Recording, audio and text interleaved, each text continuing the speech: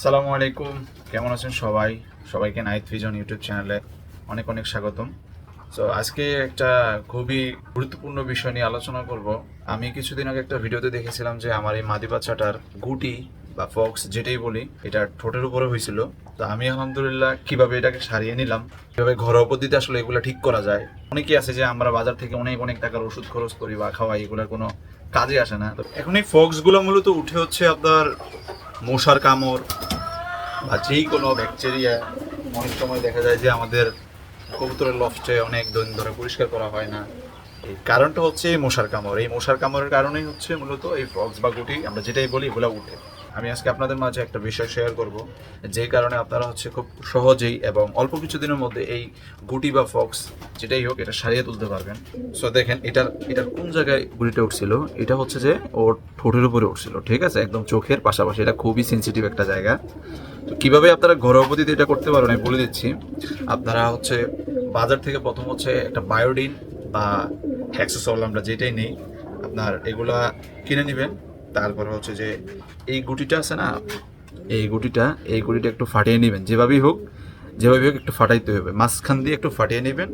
আপনার এই গুটি ফাটানোর পরে কিন্তু কোনো ব্লাড বের হয় না, ঠিক আছে। আপনার তারপর হচ্ছে যে যেই ফাটলটা আসবে ওই ফাটলে হচ্ছে একটু বায়োডিন দিবেন। বায়োডিন দিলে বা হ্যাক্সোসল যেটাই দেন, দেওয়ার পরে এগুলো দেওয়ার কারণ হচ্ছে মূলত আপনার যদি ময়লা থাকে বা কোনো ব্যাকটেরিয়া থাকে, এটা হচ্ছে বায়োডিন বা হ্যাক্সোসল যেটাই দেন এগুলো ব্যাকটেরিয়াগুলো মারা যায় বা চলে যায়। তারপর হচ্ছে যে আমাদের সবার ঘরেই হলুদের গুঁড়ো থাকে।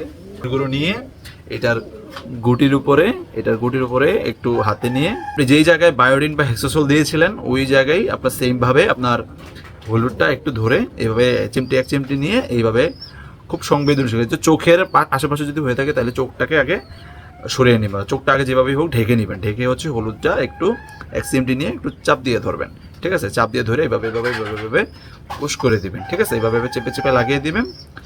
লাগানোর পরে আলহামদুলিল্লাহ দেখবেন যে আস্তে আস্তে আস্তে আস্তে আস্তে আস্তে আপনার 2 সপ্তাহ হোক 3 সপ্তাহ হোক বা 10 দিন হোক 15 দিন হোক, আলহামদুলিল্লাহ দেখবেন যে আস্তে আস্তে এই গুটিটা এরকম, এই যে এটা দেখেন বর্তমানে কালো হয়ে গেছে। হ্যাঁ, এভাবে কালো হয়ে, এই যে আমি কিন্তু মাঝখান দিয়ে এটা একটু ফাটাইছিলাম, এই ফাটলটা দিয়ে এটা কালো হয়ে গেছে। এটা অলরেডি চামড়া থেকে অনেকটা আলাদা হয়ে গেছে, ঠিক আছে। তবে চামড়া থেকে আলাদা হওয়ার পরে কিন্তু এভাবে টান দিয়ে গুড়িটা নিচেটা ছিঁড়তে যাবেন না।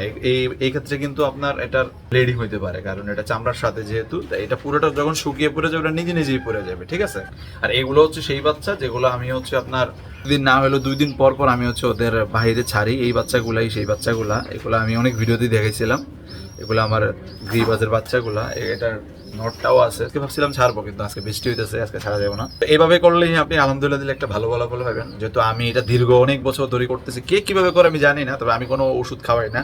যদি আমার কবুতরের শরীর অনেক গরম থাকে বা হচ্ছে জ্বর আসে, সেক্ষেত্রে আমি হচ্ছে ওদের নাফা যে সিরাপটা পাওয়া যায় ফার্মেসিতে, একটা নাফা সিরাপ আমি আপনার 1 মিলি 2 মিলি করে হচ্ছে ওদের দেই যদি কোনো জ্বর উঠে। আর সেক্ষেত্রে আমি তেমন একটা আপনার মেডিসিন দেই না। আমি চেষ্টা করি হচ্ছে নিম পাতার রস, তারপর হচ্ছে ঠান্ডা লাগলে আদা আদা থেতলি হচ্ছে আদা দেই। আমি এভাবেই ঘরোয়া পদ্ধতি এগুলো হচ্ছে আপনার চিকিৎসা করি। এবার কে কীভাবে করে আমি জানি না, তবে আমি এভাবেই করি মূলত। আলহামদুলিল্লাহ আমি সবসময় ভালো রেজাল্টই পাই। এবারও আলহামদুলিল্লাহ ভালো রেজাল্ট পাইছি। কিছুদিন আগে আমার একটা ময়ূরের বাচ্চারও হয়েছিল, আমি এই ট্রিটমেন্টটাই দিছিলাম। আলহামদুলিল্লাহ ও এখন পরিপূর্ণ সুস্থ হয়ে গেছে, অ্যাডাল্ট হয়ে গেছে। আজকের ভিডিওটা এতটুকু পর্যন্তই থাকলো। আশা করি অনেকেই এইভাবে ট্রিটমেন্ট দিয়ে উপকৃত হবেন বা আপনারা ট্রাই করে দেখতে পারেন। আলহামদুলিল্লাহ আশা করা যায় ভালো রেজাল্ট পাবেন। আশা করি ভিডিওটা সবার ভালো লাগছে। আপনার এরকম ভিডিও পেতে আমার চ্যানেলটি অবশ্যই সাবস্ক্রাইব করবেন। আমার কবুতরের জন্য সবাই মন থেকে দোয়া করবেন। আমিও সবার কবুতরের জন্য মন থেকে দোয়া করি। দেখা হবে আবার নেক্সট ভিডিওতে। আসসালামু আলাইকুম।